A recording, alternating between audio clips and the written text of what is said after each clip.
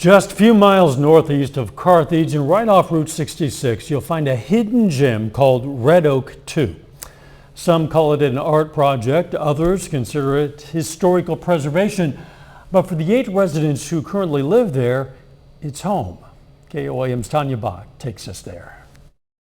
Any time of day, especially on a weekend, I'll just go outside and there might be 20 people just in my yard taking pictures, hanging out, enjoying Route 66, just taking the tour. Jeremy Morris was traveling Route 66 himself 12 years ago when he met the creator of Red Oak 2, artist Lowell Davis. And I talked to him on the porch, found out that people actually live here, which surprised me. And I thought if anything ever comes available, I may buy a house here. Today, Morris lives at Red Oak 2 in a late 19th century home originally built in Carthage.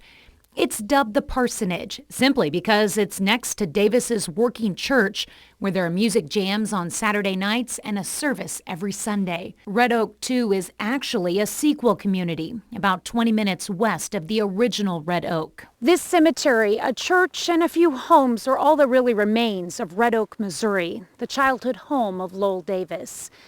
It used to be a thriving community along Route 66, but after World War II, its residents moved away, basically becoming a ghost town.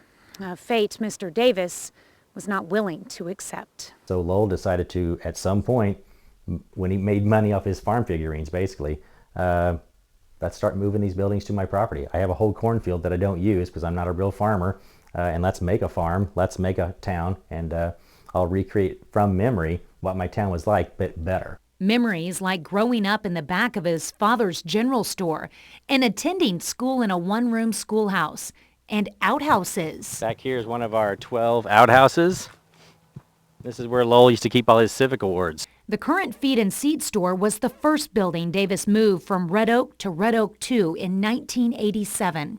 They would cut some of these buildings in half and move them in the middle of the night on the streets. And then some buildings, like the log cabins, were moved log by log, sometimes numbered. Davis also found and moved a number of historical buildings, including this 1850s Civil War home from White Oak, Missouri, and the Clinging Smith cabin that Davis found in a field in La Russell, Missouri. This is an 1850s cabin. The original wall, south wall, ended right here, made of hand-hewn logs. Davis passed away 3 years ago, but before he did, he made Morris and the other residents promise him one thing. He told me before he passed, he said, keep it art. Doesn't have to be my art, but I want it to be art. A request to take the baton and continue building Red Oak 2 in the spirit and legacy of Lowell Davis. Reporting along Route 66, Tanya Bach, KOAM News.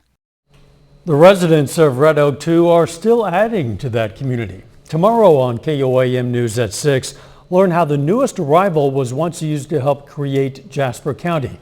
We're also going to learn about Red Oak 2's outlaw connection.